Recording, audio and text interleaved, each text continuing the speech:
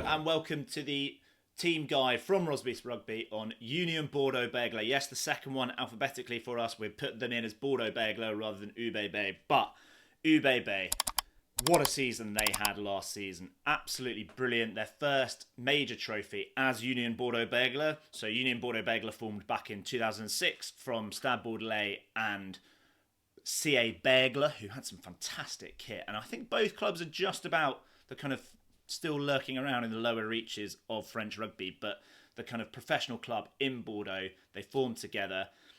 Actually, as a club, they've not had major silverware since, or they've not won a French title since 1990 or 1991, I think it was, with CA Bègles. Stade Bordelais haven't won the top 4 or the Brenner Shield since 1912 or something like that. So this is a club that was thirsty for success. Bordeaux is a really, really passionate town. As you can see, it's definitely a place for fans of wine. You don't need me to tell you about how good Bordeaux is for wine.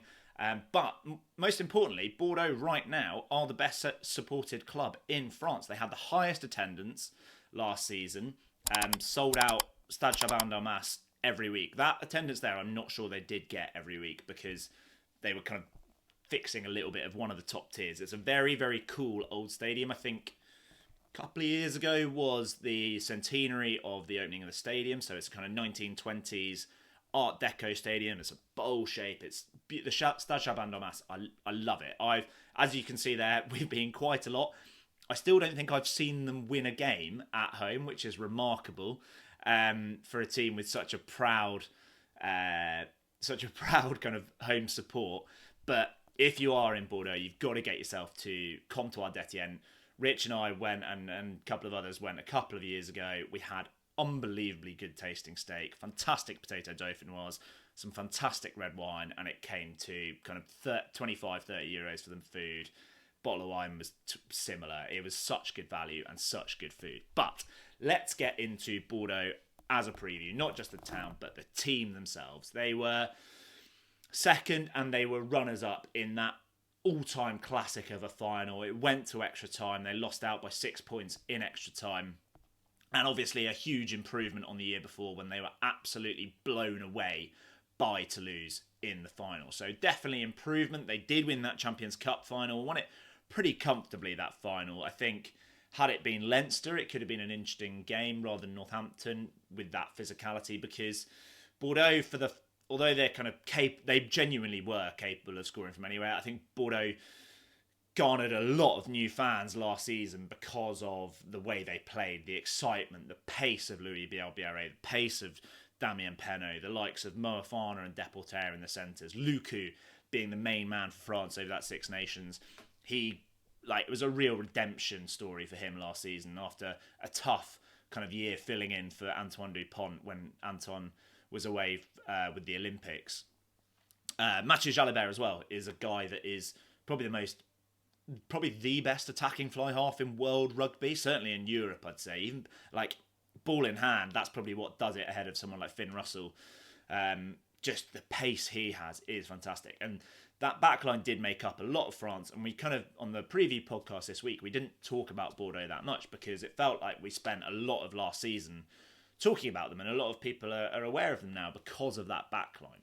For all the strength and the pace and the excitement of that backline and the fact they could blow sides away within the space of 10 minutes, certainly Leicester fans, as I am, will know what that feels like. The Leicester pushed them pretty close, and they just had 10 minutes, 3 tries, pretty much just Louis Bielbiaré.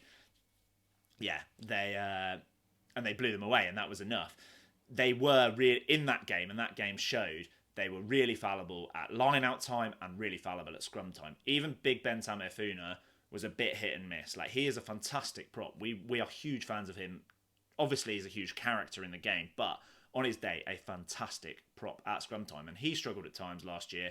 They don't have the backup in the front row. So Pili Falatea actually came back to fitness last season after a long time injury. He's a good player. Probably should have put him in the unsung heroes, actually, because the game I saw my beloved Pau at Stade de Hameau, Bordeaux got the away win, and Falatea was actually man of the match in that game. Really good around the park, really solid at set piece. But the line out at times was utterly dreadful. They seemed to like be okay in the Champions Cup, but in the top 14 they really struggled. And that's kind of why we've got Gaetan Barlow in there as one of the key signings, and also one of our key signings for the whole league this season, because he is a nuts and bolts set piece man. As a hooker, he's a much more accurate thrower. Hopefully, with Johnny Gray getting another season in there, the lineup did improve with Johnny Gray played, kind of organising it. Cyril Cazzo, we've got him in there as an unsung hero. He played a load of games for Bordeaux. Probably played more games for Bordeaux than anyone else across competitions, but did loads of dirty work. Could play 4 or 5, like good line out, hits hard, hits a lot of rucks. Johnny Gray, still the same Johnny Gray that we know and love. Obviously a load of tackles, but organises that line out, organises that maul, and they were a better team with him there. So maybe if Gaetan Barlow can build that relationship with the new kind of with that line out, it could be really formidable. Other signings as well. One of the best athletes, line-out athletes in the world, probably, certainly in France, and Cameron Woki, returns to Bordeaux to play with his good mate Mathieu Jalibert. He kind of left under a bit of a cloud, fell out with Christophe Urios when Christophe Urios was coach at Bordeaux. He kind of came back into a bit of form last season. Discipline was dreadful at times. He was the most carded player in the top 14 last year. And he played pretty well when he came off the bench. I really liked how he came off the bench against New Zealand over the summer.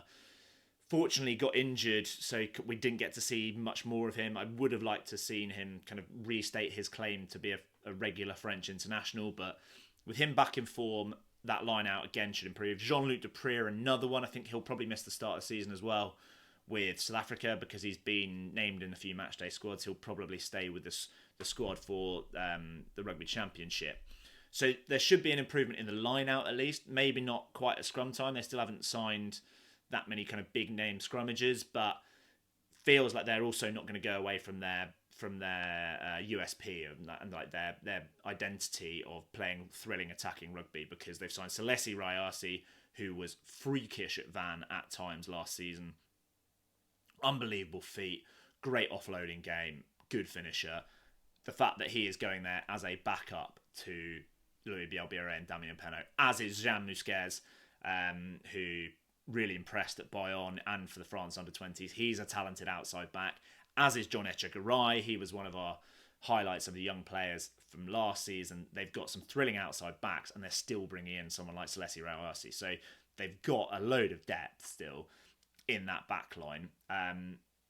Where else do we want to go? Romain Buros is a guy that we would like to see hopefully stay fit. He had a rotten time with injuries last season, made his test debut against the All Blacks and was brilliant. Rich is a huge fan of Romain Buros. He thinks he's the best under the high ball in France and just should be playing a lot more, hopefully get a little bit more luck. He's definitely the least heralded player in that back line, partly because the rest all start for France, and Buros hasn't quite had that international game time. They've got such a good academy coming through. You can see there on the slide that a whole host of players from the France under-20s. I could have named like 6 or 7 players in that little shortlist of best young players. Marco Gazzotti is the one that is garnering a lot of attention. He's been kind of had a lot of hype for quite a while now. Started last season really well. Perhaps didn't quite have the impact at the back end of last season, but such a dynamic ball carrier. Hopefully get more game time on the ball and hopefully see him have bigger impacts in games. I mentioned the signings there. Martin Pagerello, another one, Italy international, really, really solid player. I think he's starting for Italy these days, isn't he? They have lost quite a few players. Mamadou Diaby would have been a shoo-in for the unsung heroes last season. Just did loads of work, both like last season and the year before. Just such a stalwart for Bordeaux. Really physical. Gave him a bit of edge as well, as did the other 3 that we've got on that list. That's 4 back rowers. Guido Petty played a lot of back row. He was a good line-out athlete. But Pete Samu and Tavita Tatafu brought them a lot of dynamism, a lot of ball carrying. And those 4 are they were probably like the 4 back rowers that gave them the most edge and the most bite. So they have lost that. Obviously, they gained quite a bit with Jean-Luc Depree. Probably kind of net balance about the same as last year with the signing. So interesting to see where they go kind of this season. I've got them finishing second again. Rich, does still think there's kind of a top two, but the fact they will lose players to France and a few injuries early season means that he just thinks they might not finish second, but they're definitely the ones to catch for La Rochelle and Toulon. Will they catch Toulouse? Almost certainly not over the course of the league season. They just need to get to the point where they can beat them in a one-off game, as they did in the semi-final of the Champions Cup. Can they do it in the semi-finals and the final of the top 14? We will have to wait and see. It's just the final hurdle for them. There's a lot of expectation, a lot of history of that club with that big supporter base. There is so much expectation there and hope across France, I think, for them to win, get that monkey off their back. But will we see it? Personally, I think it could be another very similar season to last year. They will get very close. They may win. They may do very well in Europe again. Don't think they'll win the top 14. But do you agree with us? Do you think that they can win it? Let us know in the comments. It's probably one of the bigger talking points in the top 14 is whether anyone can topple Toulouse. So let us know if you think Bordeaux can do it. Make sure you're subscribed and give us a like if you found this video interesting or useful or you learned something. Please give us a like and click subscribe so that we can help grow and bring you even more content about French rugby in the English language. Thanks for watching.